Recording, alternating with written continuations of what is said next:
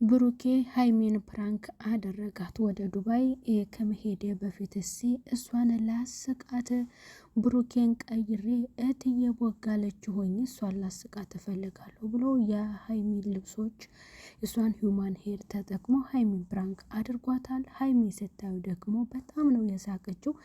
አረ እፈልጋችኋለሁ ልብሶችን በዚህ ልክ እንዳታበላሽብኝ እያለች ከብሩኬ ጋር በጣም እየተሳሳቁ ነበር።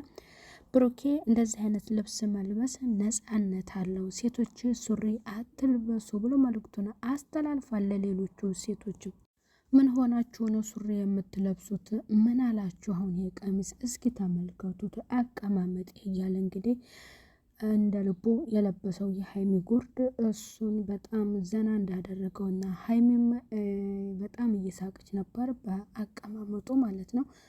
እንደሱ አይደለም እስኪ እንደኔ በትክክል ተቀመጥና እግረን እንደኔ አጣምረው ስትል በጣም እሱ ደግሞ ተቸገረ። እኔ እኮ ግብዳ ነኝ የኔ እግር መቼ እንዳንቺ ይጣመራል አላት። ሀይሚ በጣም ነው የሳቀችው። እዩ እኔን እንደዚህ ያደረከኝ አንተ ሴታ ሴት፣ የሰው ሴታ ሴት እንዴት የሴት ልብስ ትለብሳለህ ብላ እሷን መልእክት ደግሞ ላከችለት ለብሩኬ። ብሩክም እንግዲህ ከሀይሚ ጎን ሆኖ ሀይሚን ለማሳቅና እሷን ዘና ለማድረግ እስኪ ልሞክር ዛሬ ፕራንክ ብሩክን ወደ ሌላ ወደ ሴት እስኪ ልቀይርና ባለባበስ ምን ይመስላል ብሎ የሀይሚን ከሂውማን ሄር ጀምሮ እስከ ጫማ ድረስ የሀይሚን ነው የተጠቀመውና እሷም ደግሞ እንዳየችው በጣም ነበረ የሳቀችው ማመን እስከሚያቅታት ድረስ የኔ ልብሶች እንዴት ላንተ ልክ ይሆናሉ እያለች ማለት ነው።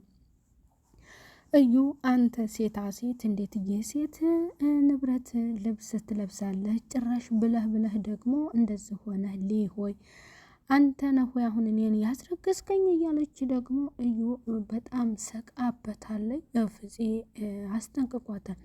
ያስጠነቅቃትም ወደ ብሩኬ ዳግመኛ ህይወት እንደማትመለስ የራሷን ህይወት እንደምትኖር ከሀይሚ ጋር ሄዶ ዱባይ ላይ ደግሞ ጥሩ ጊዜ አሳልፈው የሚሄዱበትን ሚስጥሩንም ለፍፄ ነግሮታል። ለምንድን ነው ወደ ዱባይ መሄድ የፈለገው ሲለው ከሀይሚ ጋር መሄድ ፈልጓል። ሀይሚን ይዞ መሄድ የፈለገው እዛ ስለ ሁለቱ አላማው እውነቱን እንግዲህ ጋብቻ ፕሮግራም ይደረጋል በኢትዮጵያ ውስጥ። ሰርጉ መቼ ነው የሚባለውን ሁሉን ነገር ያንን ተነጋግረው ለመንጣትና ሹልክ ያለች ፕሮግራም ደግሞ እዛ በቃ ተዝናንተው ዋናውን ነገር ቀለበቱን እዛ እንደሚያደርግላት ሚስጥር ለፍፄ ነግሮታል። ፍፄን እንዳትተነፍስ ተብሎ ቤስት ጓደኛው ስለሆነ ለፍፄ ይችን ሚስጥር ሹክ ብሎታል ማለት ነው ብሩኬ። ሀይሚ የምታውቀው ነገር የለም። ቀለበት እዛ ሊያደርግላት እንደሆነ ነው ለፍፄ የነገረው። ግን እሷ ደግሞ በቃ ልክሰኝ ነው እስከዛሬ ፕራንክ ያደረገኝ እንትን ያናደደኝን በአብሳላትና እንደገና በእዩ ያንን ሁሉ ሊክሰኝና ሊያዝናናኝ ነው በሚለው በሀሳቡ እሷም ተስማምታ ጉዟቸውን ሊቀጥሉ ነው ማለት ነው።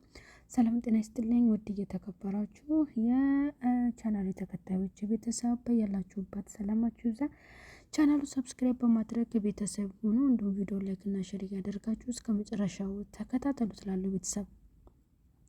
ብሩኬ ወደ ዱባይ ከመሄድ በፊት እስኪ አንድ ዘና የሚያደርግ ነገር ለሀይሚ ላድርግ ብሎ ፕራንክ በራሷ ልብስ እንግዲህ ብሩክ ወደ ቦጋ ላይ ተቀይሮ ቦጋ ላይ መስሎ ብሩክ ለሀይሚ ታይቷል።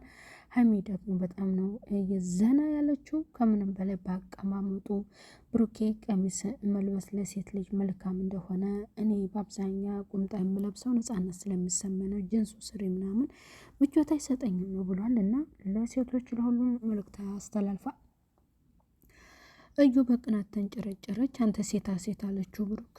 አንተ ሴታ ሴት ነህ እንዴት የሴት ልብስ ትለብሳለህ? ብለህ ደግሞ እንደዚህ ተንጨብረህ እንደዚህ የሴት ልብስ ለብሰህ የሴት ጉርድ የሴት ምናምን ነገር እንደዛ አድርገህ ለምን ምንድን ነው ብላ ብቻ በሚነካ መልኩ አንተ ሴታ ሴት የሚል መልእክት ነው ለብሩኬ የላከችለትና ብሩኬም በዛ ደግሞ ያው ክስ ልመሰረት ስለሆነ ያንን ክሷን ብቻ ነው ብሩክ እየጠበቃት ያለው። ምክንያቱም ከሀይሚዬ ጋር ወደ ዱባይ እንደሚሄዱ መጨረሻ ስለወሰኑ፣ በዛ ደግሞ እሷ ተንጨርጭራለች። የሚሄዱበትን ሚስጥር ግን ቀለበት ላይ አድርግላት እንደሆነ ዱባይ እሱ የምታውቀው ነገር የለም። ብሩኬ ለፍፄ የነገረው ሚስጥር አለ። ያም ሚስጥር ከሀይሚ ጋር ነው።